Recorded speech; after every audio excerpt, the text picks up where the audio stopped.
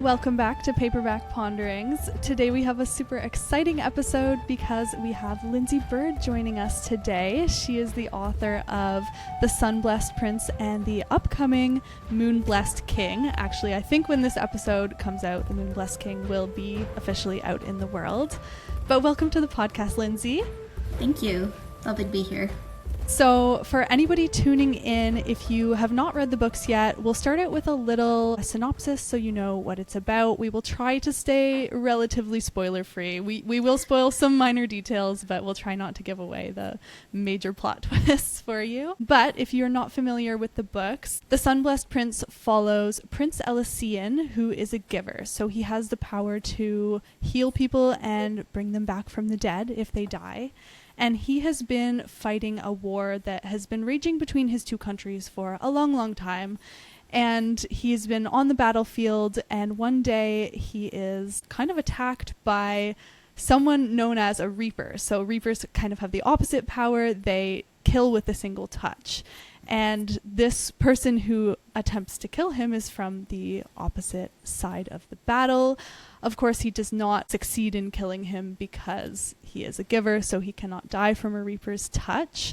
And Elysian, being a genuine, good, kind-hearted guy, is like, I'm not going to punish you. I actually want to offer you a new life. And of course, he can't let him be free on the battlefield as somebody who can kill with a single touch. And so he sets off on a quest with Kat, the person who tried to kill him, to bring him to a place in his own country where givers and reapers live in harmony. They are kept there. They're not allowed to leave, but it's a peaceful life. It's a good life, as good of a life as it can be for somebody like Kat. So they set off on this journey and get to know each other more along the way and get to know more about their countries and what their countries might be scheming and hiding from them behind their backs. So we loved this book. Okay, thank you. I'm so happy to hear that. Yeah, it was so fun. Can you tell us a little bit more about your inspiration behind the story? This is genuinely a COVID book. I started writing it in summer of 2020 when everything was locked down and people I know were getting very ill. Family members who were elderly were unfortunately passing away. And it was a moment of really just genuine reflection of what does it mean to be alive? What does it mean to die? If our healthcare system had people who could just heal people with a single touch, what would that look like? What would that be? And then, because I naturally tend to think a lot about balance, if someone can heal something with a single touch, the opposite would be someone can end that life. And then what would that type of impact be? What would our healthcare system look like? What would the people who are involved with it, what type of experiences would they have? The guilt that you would have that I think medical professionals in general have these days, especially during COVID, where there was such this anxiety of, if I stop working at this moment, who's going to die because I have not been able to give them that care. And so a lot of those thoughts just kept circling, and so the book emerged from there. Yeah, that's so interesting. And the book made me consider so many different sides of it that I hadn't thought about before, because obviously you think, yeah, if people could heal with a touch, that would be great. Like all of our problems would be solved. But that's not actually the case, because, you know, that turns these healers into slaves of a sort, and it puts all the responsibility on them. And then once you have those laws in place about who can and can't be healed, that's another type of guilt, and they're not choosing that. So that's a lot of weight on the shoulders. There was a book that I read when I was a teenager. Don't remember what it was called, but the concept was like people have solved immortality and like nobody dies anymore. And it was kind of like, if you choose to have the immortal life, then you have to vow to not have children because of overpopulation reasons. And if you did have an illegal child, then you would be executed and the child would take your place as a member of the population. And reading this made me think of that when we heard about the era of the past where it was getting overpopulated and they had to do something about it. And I just think that's such an interesting consideration. Yeah, because I mean, there are finite resources in the world at the end of the day. And so if you just have it so that nobody is dying, nobody is doing it, at a certain point, there's so many resources you're taking because you're just not having that balance there as well. And so I think it's really important in this duology to look at the give and take of everything. And not to be like the circle of life, but at the end of the day, there is a balance between things do die. It is a natural part of being alive. And so the taglines on both of the books, what is life without death? What is death without life? Like the two are so closely related that you can't really have an experience of one without the other existing. Yeah, yeah. There was a lot of symmetry and balance in this book that I personally, there's something about my brain that really appreciated that there was like an equal and opposite counterpoint of every development in the story, which was kind of great. But going back to this conversation, I thought you did a really wonderful job demonstrating these sort of larger philosophical considerations through Fen, who was growing up and kind of realizing this with her power and just the frustration that she was feeling with not being able to exercise and use her power to bring people back, and why she couldn't, and why there were so many rules about it, and like the constraints that she was learning to operate within, and why they even matter from a societal standpoint. So I thought that was a really wonderful display of exactly this consideration. I know you see it in other ways too, but that conversation, oh gosh, I can't remember who it was between, but she's in lessons with Kat, and this exact topic comes up, and she's like, why can't I bring people back? What's wrong with that? And then you start to go down the rabbit hole of like, well, there's only so much that can be done, and there's only so much space. And how do you decide who comes back and who doesn't? That's a big burden. Mm-hmm. Yeah. I honestly adore Fen as a character. I think she's one of those characters that a lot of people don't like. And I read somewhere that evil characters are fantastic, they're intriguing, they're this, they're that, but the worst thing you could be is annoying. And she is very annoying to a lot of people. And it's funny because there's a lot going on with Fen's character. One of the biggest reasons I wrote her as a child, especially one that's coming into her maturity, is the very particular black and white thinking that she has. Because there are so many adults that I know of who have that same black and white mentality. And the point is she starts losing that as she becomes an adult. And so if someone's maintaining that black and white mentality, they're a child, is like the implication there.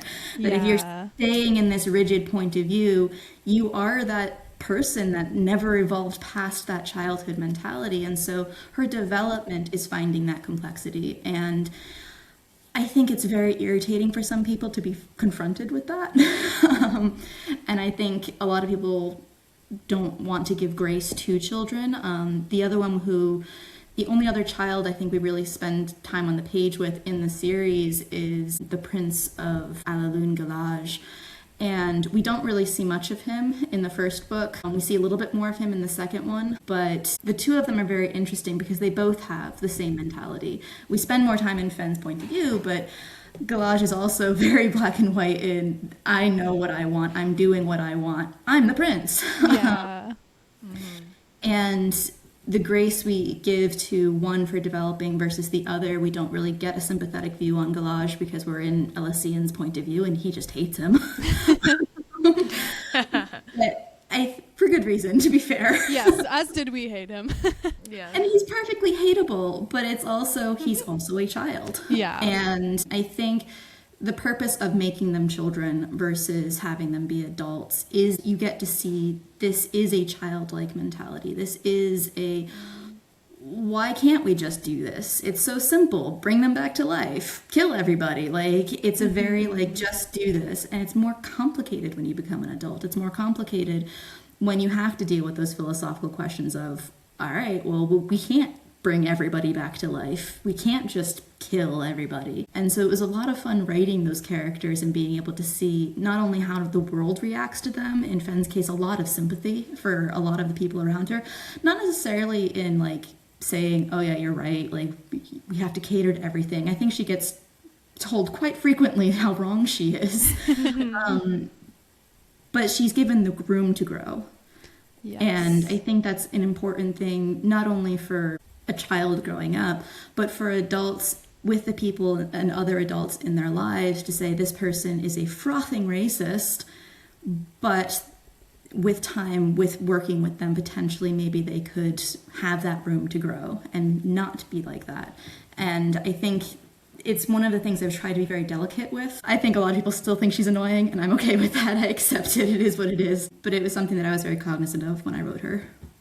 I really liked her as a character, and I feel like she's very authentic in, like, you know she's a teenager, and she comes across as somebody who, like you said, is still learning and growing and figuring out her place in the world, and like that's what makes her feel very authentic. So yes, she's sassy and stubborn and stuff, but you can tell that she really does start to take the information she's learning, because she realizes that she has not been exposed to all the information. She hasn't spent that much time with Reapers, and so she has this hatred, but she never considered the good that they do at the same time. And so yeah, you really feel her growth throughout the story, and I quite like her as a character, and I love her relationship with Kat.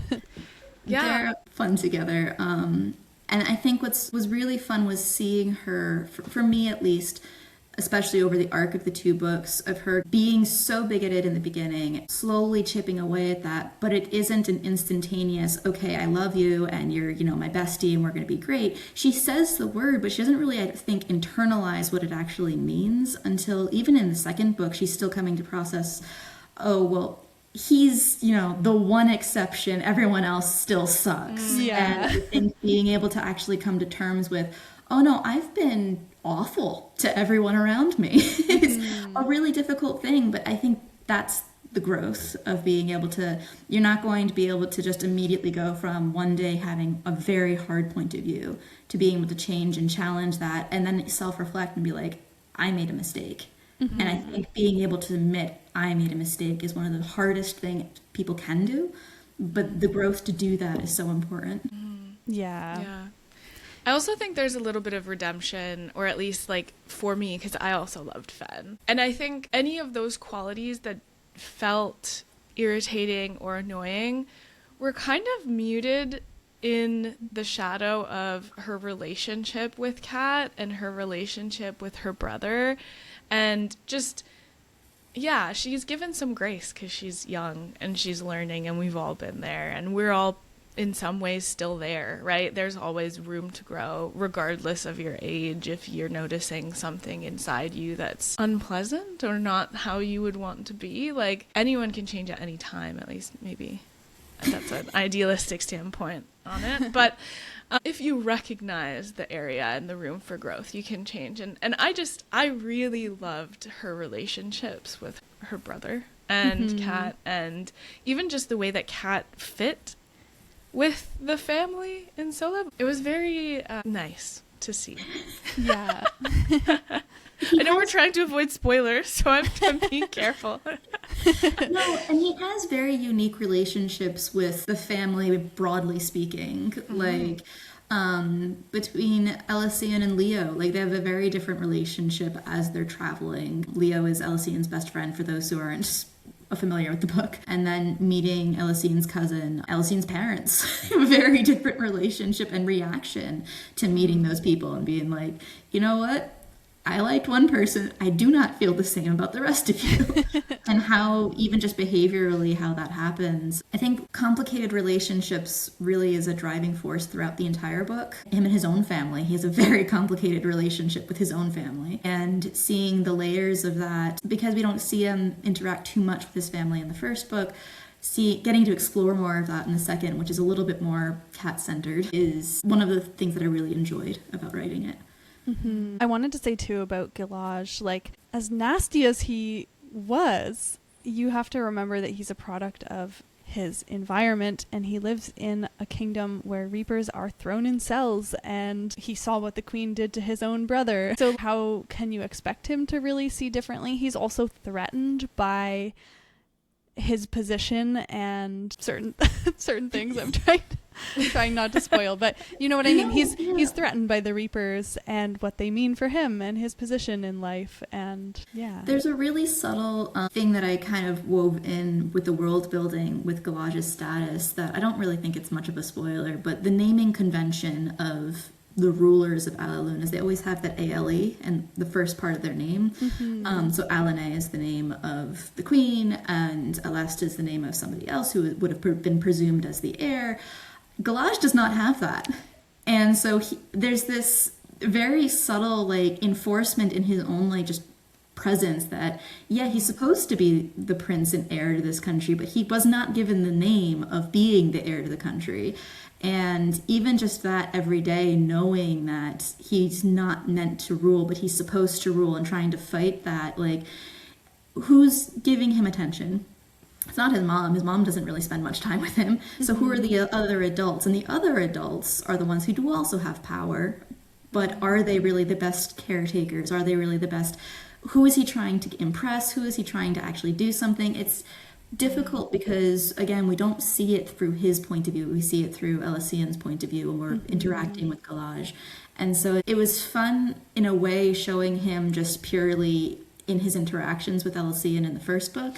And it's a lot more fun being able to see, okay, when you shift the perspective to someone who is a little bit more familiar with Galaj's experiences, his upbringing, his world building, what does that look like? And so in the second book, we do see Kat having thoughts about Galaj, and he has a very different perspective and outlook than Elysian does. And it was very fun being able to show those two different thought processes with a different character point of view, which was one of the fun parts about having the different point of views. Yeah, I do think that is an interesting way to develop his character by seeing him through different points of view like that, because he's unlikable for sure in the first book, but he has potential for redemption. Like, he deserves that chance. He's still a kid too, still learning. And it can't be easy growing up in the shadow of power, but not quite touching it, but knowing you might, and having some influence because he's still, you know, a member of the royal family, but knowing that he's not the preferred member of the royal family, like, that can definitely twist you as a human developing. That can really change who you become in a very kind of real sense, I find.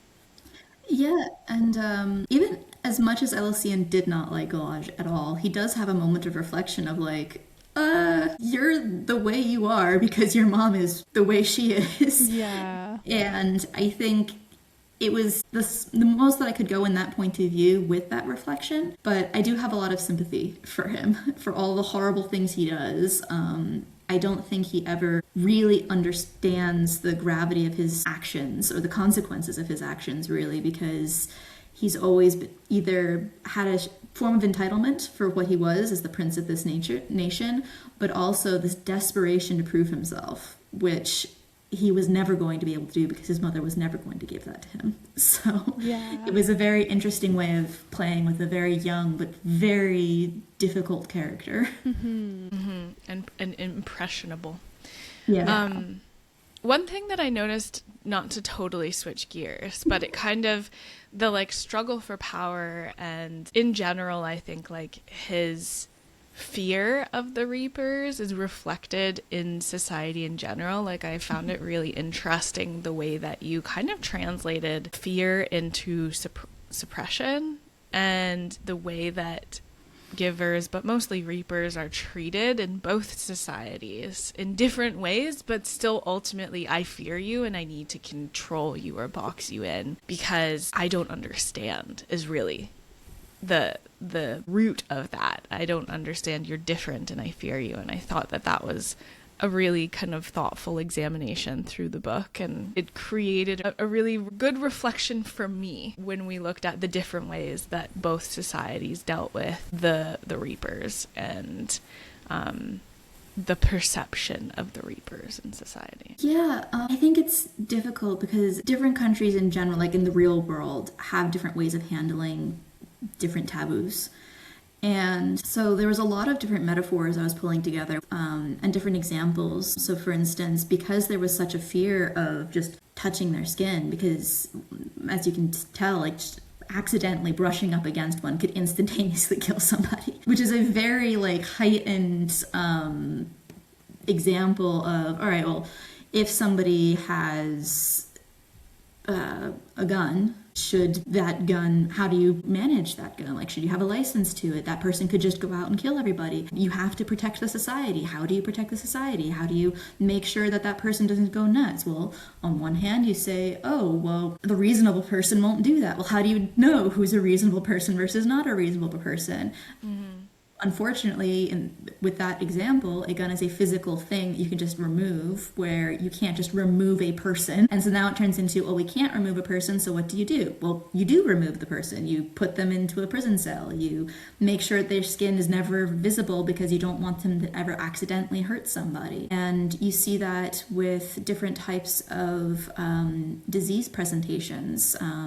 HIV/AIDS, the amount of people who were so terrified of, oh, we need to quarantine people. We can't, in the early stages of the epidemic, the fact that Princess Diana was willing to even sit down and hold somebody's hand was huge, because she was saying, no, you can touch them. Like, you can be with this person and they're not going to harm you. And you see it in previous examples, like with leprosy, which is where a lot of the garb of the Reapers in Celeb comes from, with the idea of just covering up to make sure that you can't accidentally infect somebody. And so even in our real world examples, how you deal with the other is something every culture, religion, country deals with. And so for me, it was very much a matter of, okay, they have their faith, and each country has a slightly different way of looking at that faith. And the way that they're addressing it is, all right, well, they're both really fundamentally at the same wavelength. They have to be excluded from society rather than integrated, because we don't know what to do with them once they're integrated. Mm-hmm. And that fear is what drives that uncertainty of how do you manage it, and can you trust people to just go out and be fine? And it's a fear that gives Elysian a huge amount of anxiety, because he can't tell anybody who he is. He can't express who he is, which again goes into different metaphors. It's a queer normative world, but he still somehow is religiously oppressed. And so just the different layers of how the fear of who you are and who you could be, and how the fear of the other, in whatever capacity that is, influences the society as a whole. Yeah, that came through. I picked it up.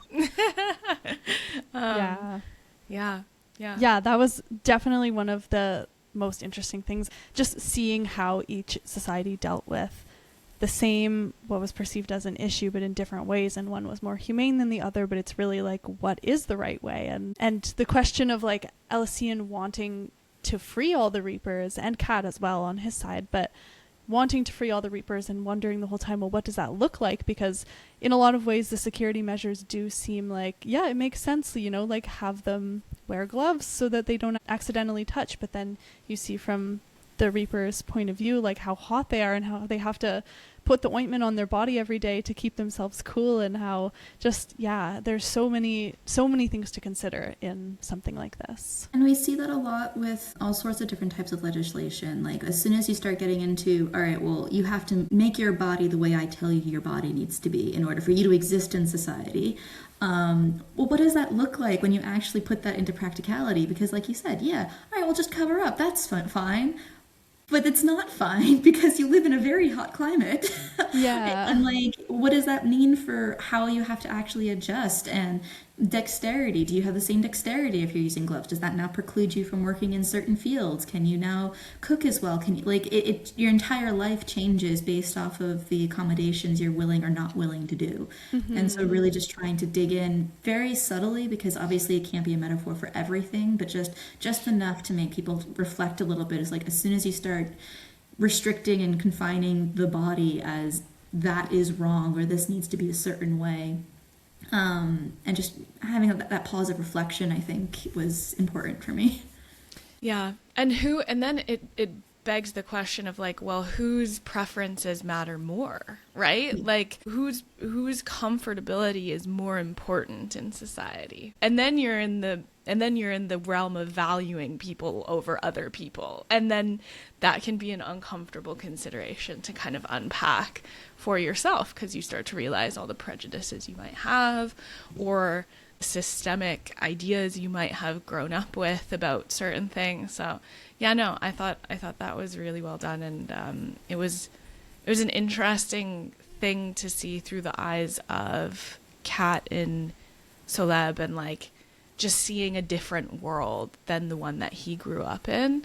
I thought it was really fascinating that he also had the nerve to kind of call out certain aspects of this superior society that were not actually better, you know? Like, I really respected him when he had pointed out a few things and he was like, well, that's not, it's still oppression, it's still segregation, it's just a different mask that you're wearing, you're not as clear about it, but it's there. Yeah, I loved it. I thought it was great. I thought it was To circle back, it's another reason why I think Finn's point of view is so important, because she really highlights that exact philosophical conundrum of her saying, no, well, it's important because we have to do this. And her constantly being questioned on whether you have to do this is an attack on the system as it is. And so where she comes in black and white, this is the law, this is what we have to do, it's that constant, is it though? Do we really have to do that? And her transition, yeah, for some people it might take too long, but it takes a long time to change the cultural value of an entire country and to be willing to make those types of changes. And so for me, I find Finn's point of view to be so important because she is constantly in that moment of having to question and reflect on that. Yeah, that was amazing. That was a great full circle moment. Yeah, I was like, oh, I've got this. I can slide that right in. Yeah. Was there inspiration for each of the societies? We talked about kind of symmetry, and you kind of pick up in each of the kingdoms, like some same but different in terms of how they worship, what magic they kind of are drawn to, how they set up their society. How did you know that this was the world you wanted to build? What was the inspiration for these societies specifically? The initial world building changed from as the drafts continued. In 2021, I moved to Strasbourg, France, which is right on the German border. And so the Rhine River, like you just walk across the Rhine, it's a beautiful bridge. But when I moved there and I was really immersing myself in Alsatian culture, one of the things you learn immediately is the relationship between Germany and France.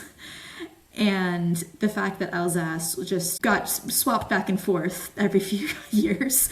There's a really, it's not funny, I suppose, but it's a really interesting part of the Strasbourg Historical Museum where there's just a timeline of, and then they were French, and then they were German, and then they were French, and then they were German, and then they were French, back and forth, like through the 1940s, just back and forth. It was something that, like, while I was living there, I was realizing more and more. I was like, this is physically something that is easy for me to build the world around. So having just linguistically, it's easy to tell there's Soleb has much more Germanic names, Alun tends to have much more French names, and so the world building was very much inspired by where I was living at the time that I was writing the book. And the same with like just the architectural stuff.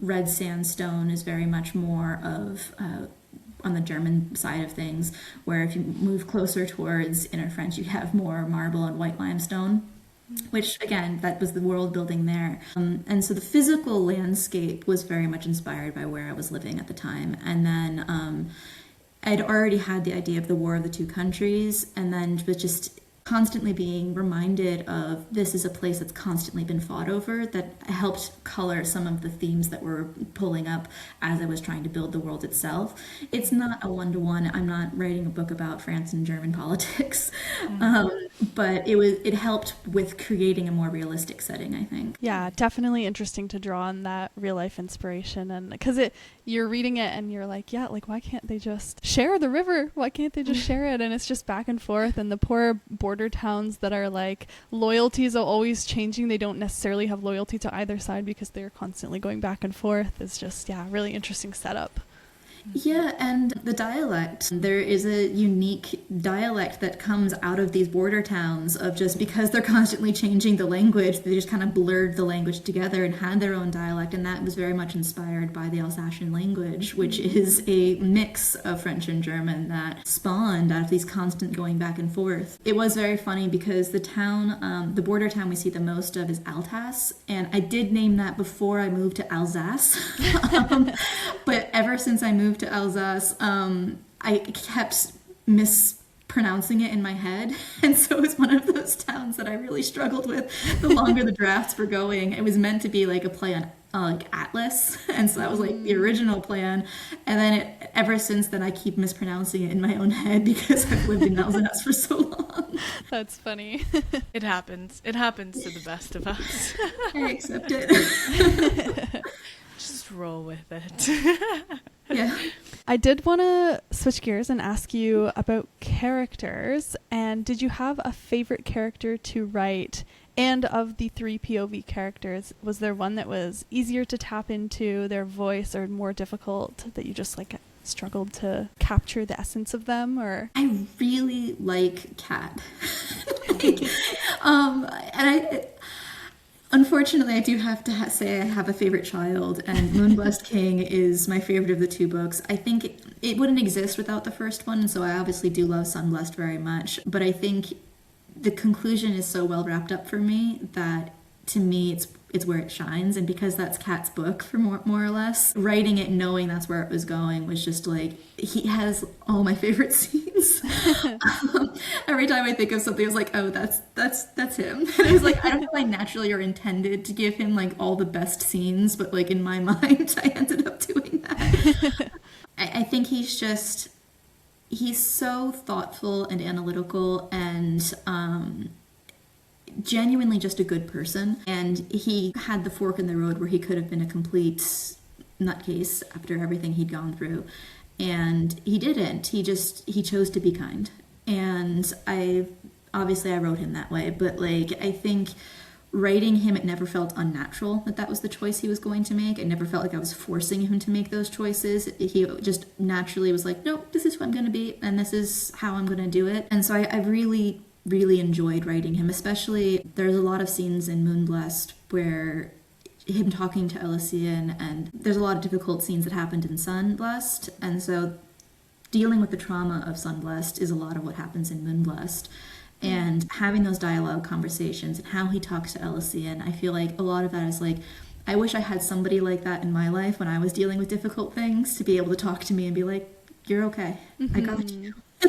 And so I feel like Kat's like the person of everybody in the book. I wish he could be like my real life best friend. I feel like he'd just be a great person to just have in your friend group. There were a lot of scenes with Fen that were just fun to write because it's kind of just letting the id go and being like, nope, I'm just gonna be a brat today. yeah.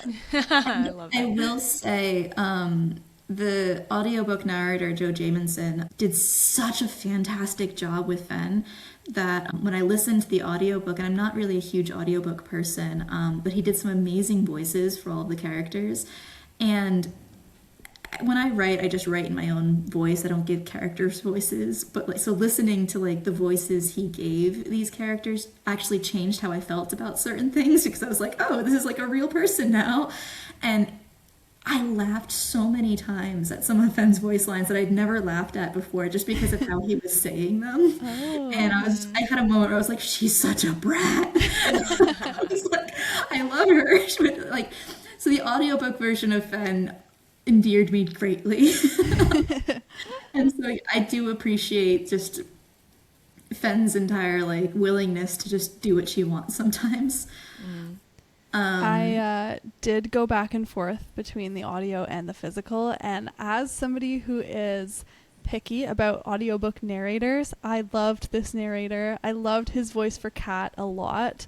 And for Fen, like the brattiness, you're right, it totally came through in the lines. And I found myself wondering a couple times, like, if I had read this line on the page, would I have said it so sassily myself in my head?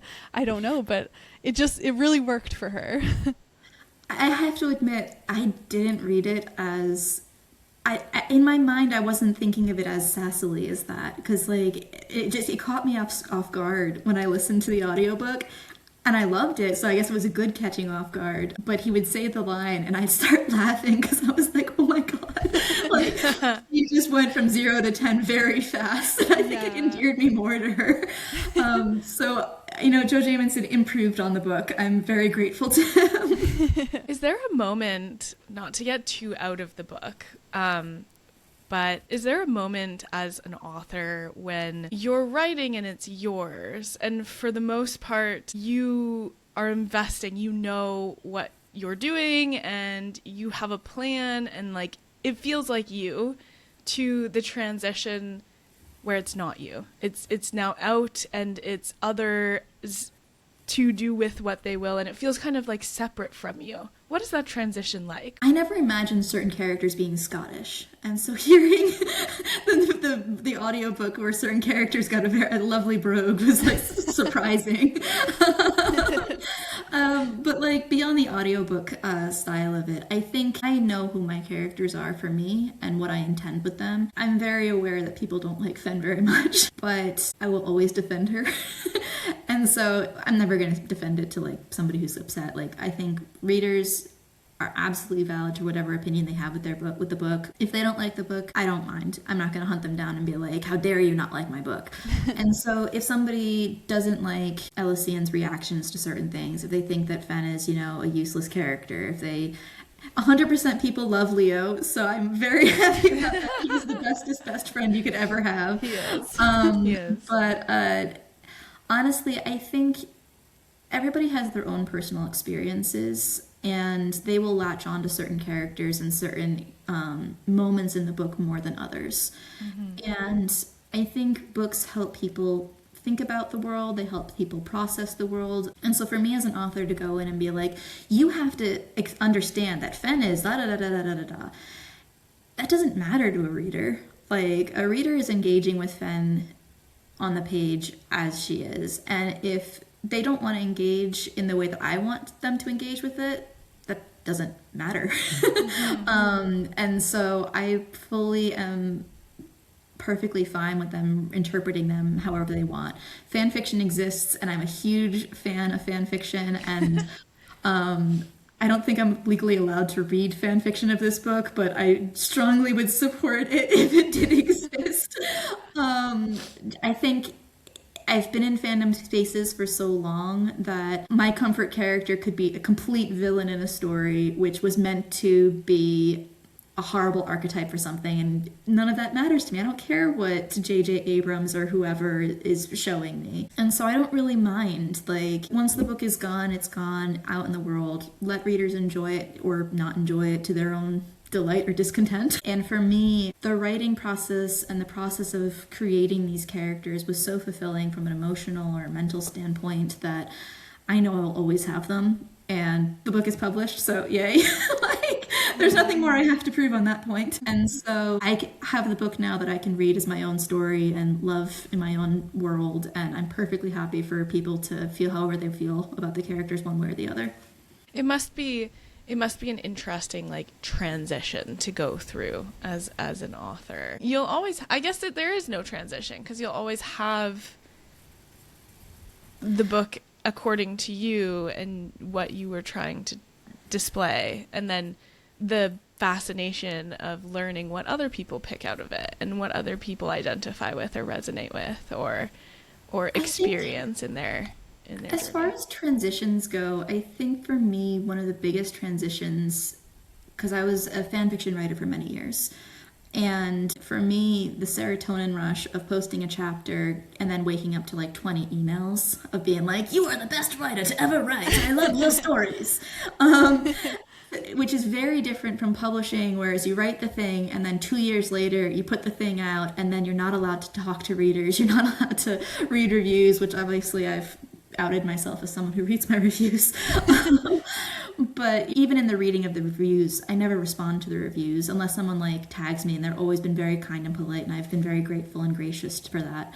But like, there's a barrier that gets put up between authors and reader spaces, which I think Unfortunately, because of a lot of bad reactions people have had in the past, it's a completely logical barrier to exist. But it's difficult because transition-wise, there are moments where I was like, but did you like the thing? Because I wrote the thing with this in mind. And like having that conversation and being able to like geek out over like the story is the thing that I miss the most. Where like I feel like in fandom spaces, you write the thing, everybody freaks out in the AO3 comments, and then you'd be like, yes, you got the point, and this is so, and like even have that conversation.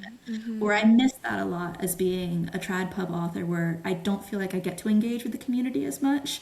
And so there are definitely scenes where I was like, did you see the thing? Because I wrote the thing and I want to know if you saw the thing. It's like, you can take it however you want. I appreciate it. I'm very grateful. But did you see the thing? That's the part that I struggle with the most, to be honest. I'm curious too, going from being a fanfic author and you're posting your chapters one by one, and like, did you find you ever were influenced by the comments, people saying like, oh, I really want this to happen? Or did you already have your whole plot set out? And then if you were ever influenced, did you find that difficult to go to being a trad author where you don't have everybody kind of weighing in on the direction of the story as you write it? Very rarely did I change stories that I was writing based off of comments. There was one story that I distinctly remember I did because it was very much like, I don't know, it wasn't this type of format, but it was similar. It was like the monster of the week type thing, where it's like, if anybody has an idea for another monster, let me know, and then write the new chapter. Again, it wasn't that type of format, but similar. But like as far as like the emotional arc, the emotional structure, none of that I really ever changed because I always usually had a pretty good idea in mind of like where I was going. That said, I'm a very much a discovery writer in the sense that I figure it out while I'm writing. And so somebody might say something in the comments, and if I followed up with it, it's probably because I was already going in that direction. If they would say something and I had an instantaneous knee-jerk no, then it wouldn't happen. I think the biggest difficulty is, and I had this recently while I was writing something new, that it's a lot easier to write the next chapter if I know I'm writing for someone. And so if I know if I finish this chapter, I get 50 comments and they all tell me how wonderful I am, it gives me an ego boost. It makes me feel good at the end of the day. And again, people in AO3 comments are by and large very kind when they're leaving comments, where you don't get the 0 stars, this sucks, very frequently. And so they're very self-congratulatory, which may or may not be helpful. That's not necessarily good like reader feedback. But it does make you feel good. And when you're writing a book, you finish the chapter and there is no self-congratulatory applause in the inbox. You just have to keep writing, and you don't really get that applause until later. And then when the applause does come, it's kind of muted and separate. And so it's a different motivation factor. I found that joining writing groups and being with other authors and being able to share snippets during the week, or specifically doing like a shut up and write meeting where you're just dedicating yourself and whatever you wrote in that context. You're like, yes, I did it. I did the 2-hour sprint. Fantastic. It's just shifting the feedback loop so you still get that encouragement was very helpful. But it's definitely different. And I think as far as like writing the arc and the structure, I wouldn't have changed based off of somebody's recommendations, but there's definitely a different motivation that needs to be tapped into when you're writing to write a novel versus writing fan fiction. Yeah, that's really interesting. I'm curious too, since we talked a little bit about your process and you are a pantser or a discovery author, is that what you called it? I would say I'm a pantser by birth, and I am slowly being reformed into a plotter very badly, and only because when you're trying to pitch a book to a publisher, you can't just be like, I've got something great. The vibes are there. The vibes are fantastic, I promise. Unfortunately, you have to provide synopses. And here is a sample chapter, and this is where I intend to go. And usually that means I actually have to come up with something a little bit more solid. And so I find it most fun to just not fully know every single part of the story. For me, the second I know every single detail and I've written it down in a very thorough outline, some part of my lizard brain goes, the story has been written. I'm done. And then I have no motivation to write the story. And so no matter what, I think I've always had an idea of like, I'm going to write this story. This is the world it's in. These are the characters I'm going to have. And this is the end point I'm trying to get to. How I get from A to B is usually pretty vague. I will figure that out as I go, but I know the direction. And I've gotten better at being able to say, this is a more specific, generally this is going to happen in this chapter, in this chapter, in this chapter, and then getting a little bit tighter so that it's something that other people can read and be like, okay, I see the vision. It's not just this vague thing where like, I have a great idea, I promise it's a good idea. Yeah. It doesn't really inspire confidence, I don't think.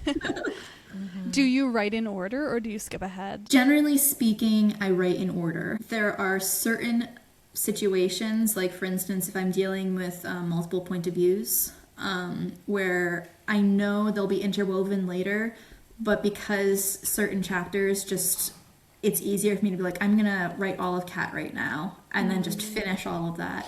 That's a little bit easier. The Tale of Two Crowns is a little bit easier because the narrative was always progressing forward. It didn't really matter what POV it was.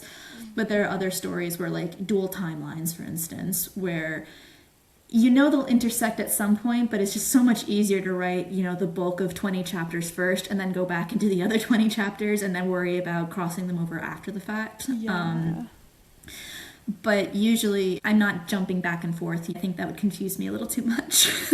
Yes, I've heard that from other authors that too, you want to be like in the same headspace that your character is in at that time. So going in order helps with that. Yeah, and I think it helps with the editing process too, because like as I'm going forward, I know what someone's feeling and I know they're justified in feeling what they're feeling. Where I feel like if I wrote the major battle sequence where someone's going to be very traumatized at the end of it, and then I went back and was writing, you know, happy fun times, I don't know if I've really captured the emotion that I want in that battle because I don't know how I've led up to that battle yet. Like, Yes. what are they actually feeling beforehand? I don't know. I haven't written the previous chapter. What's really encouraging them? How do they actually respond? And so I find that knowing the general arc, knowing there will be a battle is enough for me. And then while I'm writing it, things might change. Something that I wasn't expecting might create a new emotional point of tension. And I think that's the important part for me is I like seeing the story developing as it's developing. Yeah, yeah. Was there, like, given how you write and the way that you motivate yourself through the story with those kind of like unknowns so it stays exciting for you, was there anything that surprised you as you were going through the plot and the story? Like, was there anything that came out that you were like, oh, I didn't think I'd go there and I went there? Or that wasn't the plan, but I'm happy we got there.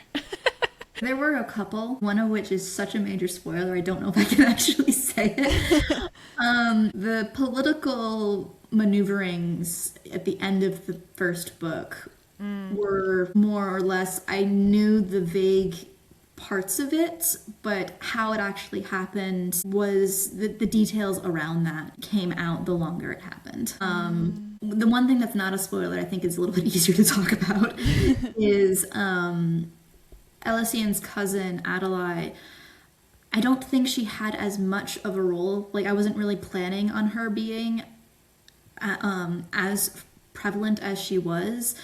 And for me, this is something I think that kind of helped in a lot of the rewrites of just, she was so important to them emotionally that it was important for me to like say, okay, well, why is she important? And then beyond that, why should the reader care about this person? And so having her interact with Kat when they first meet, I loved writing them together, of just the way that they talk to each other, and I was so charmed by their conversation and the way that they were equally charmed by each other that it made it like, all right, well, I want her to stick around a little longer. And so like, and then having her interact more with Fen, and then being able to say, okay, well, where is she going to be in the second book, and setting her up for being in the second book. I think that was very fun because I don't think I necessarily went in there going, there's going to be this very sweet kind of friendship that's going to form between these characters. And that wasn't like the thought, because they had so many other things happening, that having this very subtle,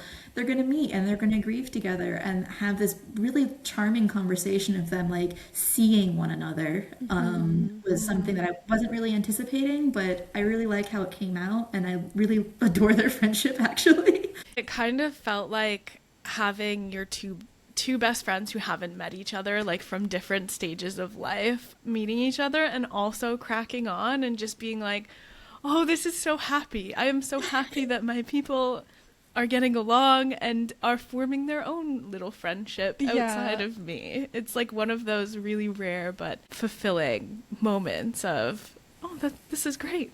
All the good people are here and getting along. Yeah, and it's funny because they're not engaged, but more or less like she's Leo's person, and Kat and Leo do not really get along, and him like being able to empathize with her and being like, oh, this wasn't really the best meeting of your person, and being able to really have that connection and being like, oh, okay, I understand you, I see you, we're both experiencing emotions about this very difficult situation and moving on. And it was just, they're two very introverted people who are put in very extroverted facing roles. And it was nice to just have a moment of like quiet reflection with the two of them, and I really love that. I wasn't anticipating it, and it just kind of happened, and then I think her role grew from there. I love that she caught Kat in Elysian's bedroom, and he was kind of like, no, I'm not doing anything. He was literally just sitting here, just like, oh, okay, why? Yeah. And I love that she teased him. It's this very sweet moment where neither of them are, and I think it's lovely to see a man and a woman being able to have like a conversation where neither of them are interested in each other, but both of them are being able to just talk and tease and have a good conversation with each other and be able to say, okay, I get you, I know where you're coming from. And I really adore their friendship actually. Yeah. I think that's also why I loved Kat and Fen so much, because there's so much, especially in the books that we read a lot of romantic fantasy where you get the male-female pairing and it's always a relationship, a romantic relationship, and it was just like, I know there's an age gap between Fen and Kat, but it was just nice to have that pairing and have it be platonic, and that speaks to as well the slow burn romance throughout the story as well. Like, I liked that Elysian and Kat were separate for a lot of the story because nothing felt rushed. Everything felt like an authentic getting to know a person and care about who they are as a person. And yeah, I think in regards to Elysian and Kat, there's definitely a moment when they first meet where they're like, oh, I'm interested in getting to know you more. That's an instantaneous feeling, but I would not even suggest that it was instant love, or like they don't love each other. They're interested in knowing each other. And again, they are separate through the entire book. But the book is, as you said, it's them learning about each other and who each other is from afar, and also growing as individual people with this extra knowledge slowly filtering in piece by piece. And then having Kat and Fen together, it never even crossed my mind that there would ever be any type of intimate relationship between them. Age gap aside, like, I don't think their personalities match at all. I think she absolutely would drive him insane. And I think she even says it at some point. Somebody asks her in the first chapter of the book, like, what is her feelings on Kat? And she's just like, no, absolutely not. But I really like Fen and Kat together because they don't have that type of relationship. It's purely, they happen to be learning together and learning about each other and the world they're in, and being able to grow as people without having that being any type of complicating factor. And there are moments, like very subtle moments, that make it very clear that Kat probably would never have been interested anyway. Like, he's like looking at very handsome men and being very flustered every time he sees one. He's just like, oh, okay.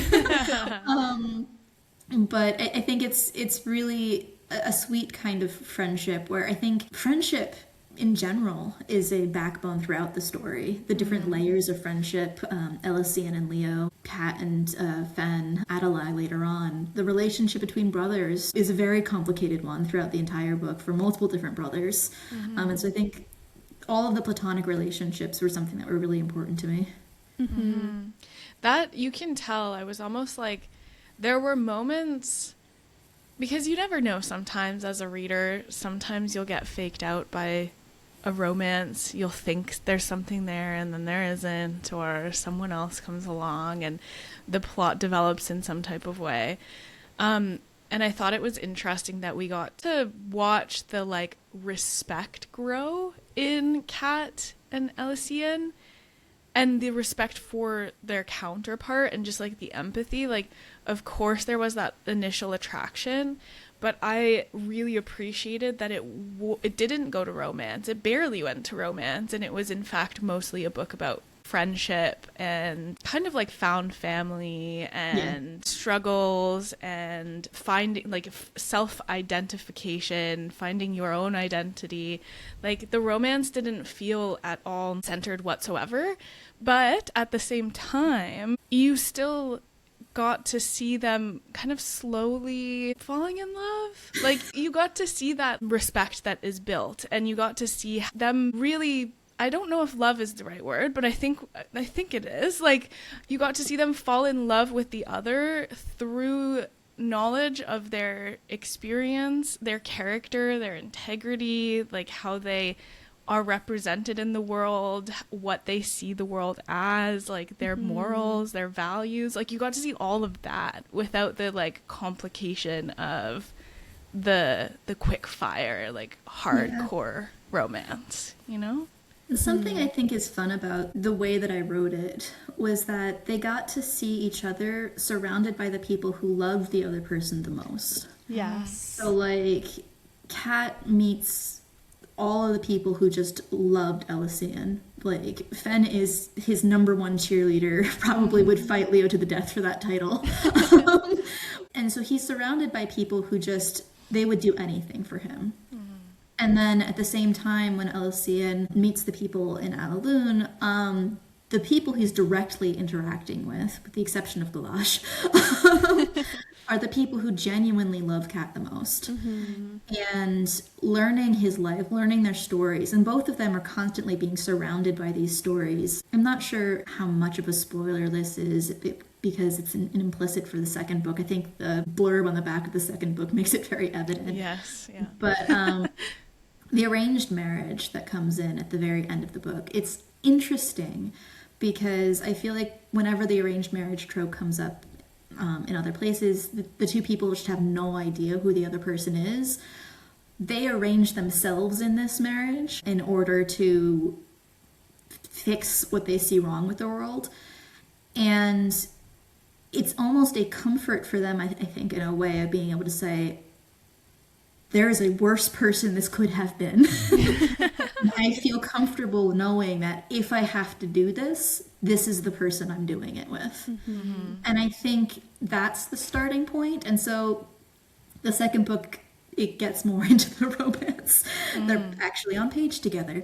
I promise. I won't do that to you guys. You get I to see promise Kat that and they're on page, I think, throughout the book. I don't think that they have a chapter, except when it's not in their point of view, they're not together. But by the time they've gotten into that position where they're like, all right, this is what we're going to do, they have all of this background knowledge that they got through the first book to say, all right, this is a horrible task that we're both going to be trying to accomplish. Neither of us really want this. But if I had to make this choice, this is where I'm going to go. And I think that really sets up this kind of not only collusion, but this sense of camaraderie as they approach the next step, which makes, again, that romance a little bit easier when it starts to come out in the second book, because now they've already decided, okay, we're going to be friends and we're going to make this work. And now the emotions can start filling in because they've had so many similar experiences at this point.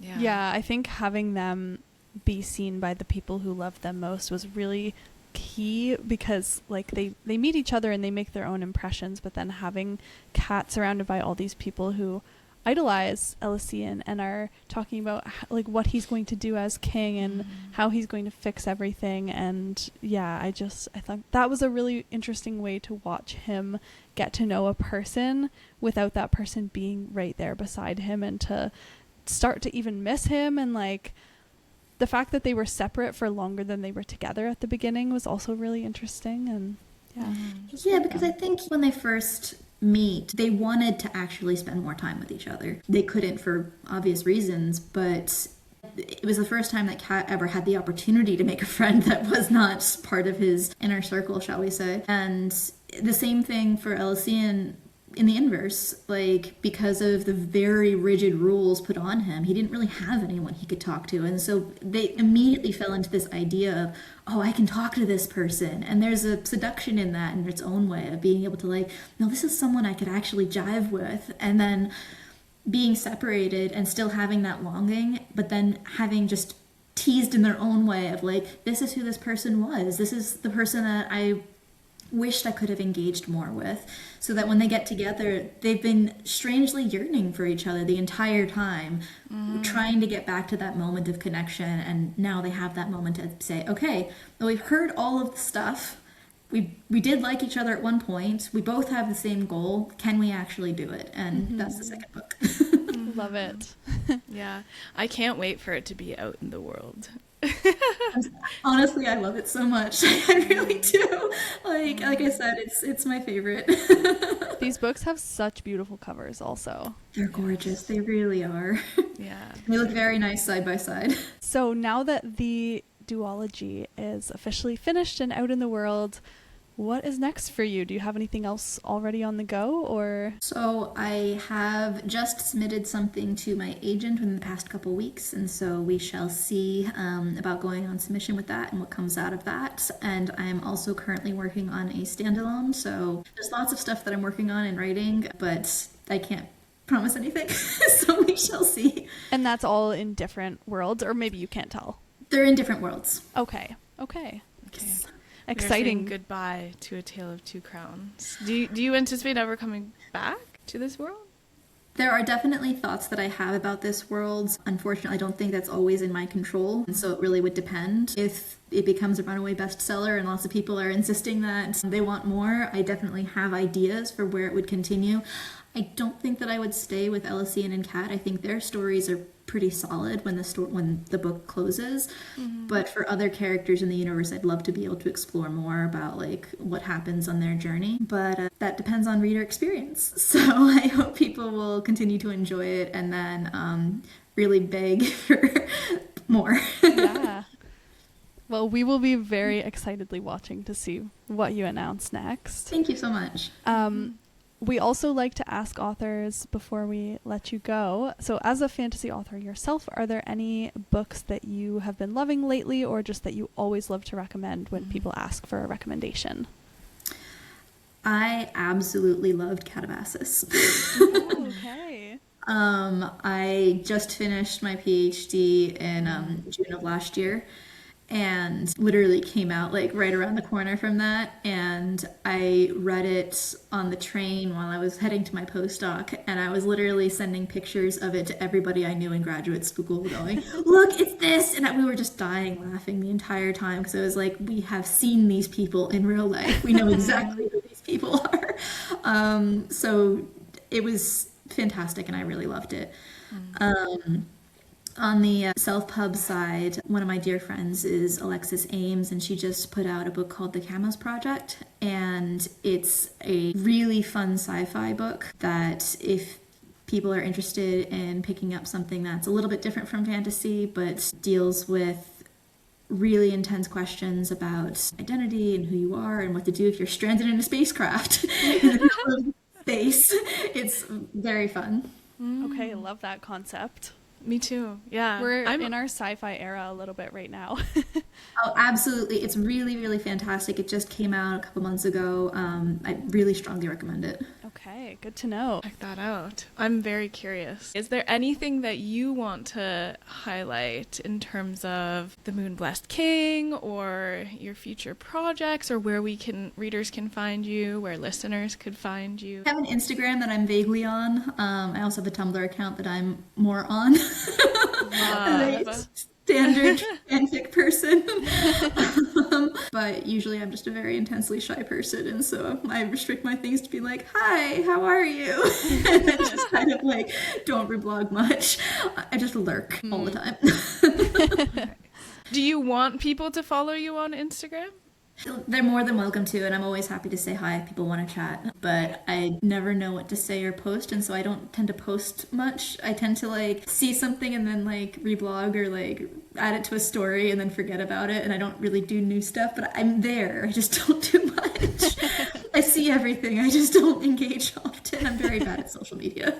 Same, personally, same. Well, that is everything we have for today's interview with Lindsey. Lindsey, thank you so much for joining us. We had the best time chatting with you. And for anybody listening, if you'd like to follow along with Lindsey's writing updates and journey, you can find her on Instagram at @Lindsey_Byrd, and reach out to us on Instagram at paperback.ponderings. We want to know what you think. We want to know your thoughts on the book, on everything, and we will catch you next week. Bye-bye.